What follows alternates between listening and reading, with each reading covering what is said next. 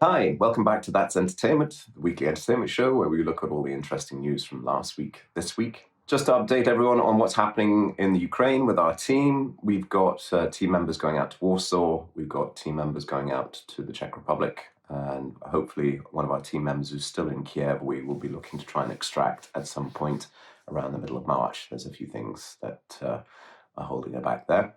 Thank you very much for the kind words and messages from everyone. We're organising toys for the kids. We're ringing around friends and families for additional donations, and the team's really stepped in to try and help out as much as we can from afar. So we're looking forward to good news of having most of the team over in Europe very shortly, and that's a good thing. I'm very happy about that. Cracking on with the news, this week we're taking a look at the news story that's already generated a great deal of industry coverage, AMC Theatres' US ticket prices for the movie The Batman. Warner Brothers' latest reinvention of their most successful DC Comics superhero franchise saw the release of director Matt Reeves' The Batman last week, with Twilight veteran Robert Pattinson taking the iconic title role. The film has had a very successful opening weekend, with Screen Daily reporting The Batman has opened strongly in North America and international territories, with a domestic estimated opening of $128 million and an estimated $128 million from the 74 foreign markets. The numbers combined equal $248 million globally as a debut. In North America, Batman's numbers are the second biggest of the pandemic era and only just behind Spider-Man. And Batman is only one of two films since December 2019 to open above $100 million in the domestic market. However, coverage of the release in the trade press was dominated last week by AMC Theatres' announcements that they would be charging a $1 premium on all tickets for the film's first 8 days in their cinemas. According to Deadline Hollywood, the move follows a few years after AMC successfully raised weekend pricing above midweek levels at some of its US locations. Adam Aron, the CEO of AMC, said, "This is all quite novel in the United States, but actually AMC has been doing this for years in our European theatres. Indeed, in Europe, we charge a premium for the best seats in the house. So do just about all sellers of tickets in other industries. Take sports, events, concerts, and live theatre, for example." Well, this idea of dynamic pricing, I mean, with the pandemic, what we're seeing is an opening up to the ideas around innovation outside of the normal areas where theatres have been concentrating, which has been traditionally seating, screen technology, sound technology, improvements to the concession stands, incorporation of cafes and bars and other entertainment and leisure facilities within the theatre complex to make it more of a night out, I guess would be the direction of that. We've seen very little in the way of development within innovation, within marketing, within cinemas, which is obviously a thing that Groovy has been banging its drum about since its inception 10 years ago. And, we're seeing a rapid change in that distributor-exhibitor relationship, currently with our work with Vox, Palace Cinemas over in Australia, also with Nordis Biograph very shortly, Alamo Drafthouse in the US. Those kinds of things I think are rocketing along now as cinemas and distributors are beginning to work out how to work together in the new normal. But dynamic pricing is obviously, when you book an airline ticket, that ticket price goes up based on the availability of seats. That's something that hasn't really entered the sphere of cinemas yet. And of course, the other area is looking at this idea of demand and when demand is higher and pricing around that. And I think that would be very, very natural progress for the industry to actually start to look at those elements. What I do counter that with, though, is in off-peak times, the ticket prices should be cheaper. So, I'm looking for the model to flex both ways. It seems that the decision to introduce the variable ticket price was taken unilaterally by AMC, according to Puck's Matthew Belloni. Warner's domestic distribution chief Jeff Goldstein, or executives at other studios, I'm told, have no idea this move was coming. But the notion of variable US ticket pricing for a single movie is something that has been on the industry's radar for a number of years.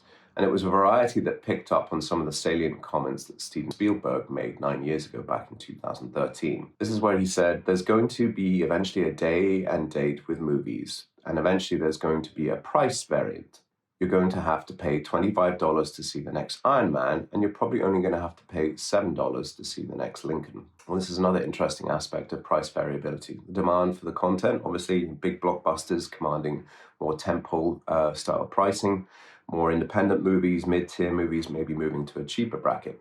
The announcement didn't go down well with some US cinema goers. Interestingly, some industry pundits are also in agreement, with Puck's Matthew Belloni commenting, "If Aaron is trying to entice the COVID-hesitant and digital natives back to the theatrical experience, sticking them with an upcharge, even a small one, is the opposite of welcoming. And if an extra dollar works for Batman, maybe he'll try $2 for Wakanda Forever or $5 for Avatar 2. The downside, of course, is that assigning more values to movies like Batman necessarily diminishes the value of other movies and potentially the average movie-going experience in general. This is an upcharge for a specific film, a demand-based judgment that the Batman is worth more to a moviegoer than, say, an Oscar contender. But as Deadline Hollywood's Anthony D'Alessandro pointed out, AMC's price surge is nothing new. In fact, Regal and Cinemark already hiked prices during Spider-Man No Way Home's opening weekend, and they did so again for the Batman. And if you're pondering, high ticket prices kept people from seeing Batman this weekend, the answer is absolutely no. AMC implemented this price surge very early on. IMAX's first day of screenings in 350 sites last Tuesday sold out weeks ago. Pre-sales heading into the weekend were great, and people literally made an appointment to see the movie far in advance. Close to 60% of Batman's moviegoers bought their tickets before the opening day, while 76% of them bought them online. He also offered a counter-argument to the idea that a difference in ticket prices could lead to films becoming ghettoized, perceived by audiences as lesser titles because of their lower price points. Should we pay premium prices for a small indie film? Would you like traffic at your indie movie or not? A lower price could possibly create demand. And even the critical Belloni had some sympathy for AMC's decision and the situation all cinemas currently find themselves in. It's clear why Aaron is charging more for Batman. Streaming-obsessed studios like Warner Brothers are sending him fewer movies, and for those that do get a theatrical exclusive, the studios are extricating better splits of revenue for themselves. I am told that Warner Brothers is taking between 55% and 60% of Batman's receipts, up from the typical 50-50 split. With the collapse of the 90-day theatrical window, the time for movies to earn in theaters is limited. Plus, with a nearly 3-hour runtime, Batman will show less often. And let's not forget, AMC needs the money badly. Theaters in Europe have offered a variable pricing for years. Also, consumers already pay less for indie titles on VOD than they do for blockbusters. So this price distinction is happening in the home, and it's hard for studios to complain about devaluing the product, when nearly all of them are releasing movies day and date on streaming services with monthly subscriptions that are less than the cost of a single ticket. Warner Media's CEO Jason Kilar arguably did more to devalue the theatrical experience with the HBO Max experiment of 2021 than any movie theater has with variable pricing. So, what do you think? Will the laws of supply and demand win, and will US cinemas follow their overseas counterparts in adopting variable pricing in their ticketing across the board? Could art house and indies releases benefit from the appeal of lower ticket prices? Let us know what you think in the comments below. That's all for this week. Remember, we publish this show both to LinkedIn and to YouTube. Please like and subscribe. Share this show to your social networks. We always appreciate the views. And also, if you have any comments, drop them in the comments box below. Always happy to hear. That's all for this week. Thank you. Goodbye.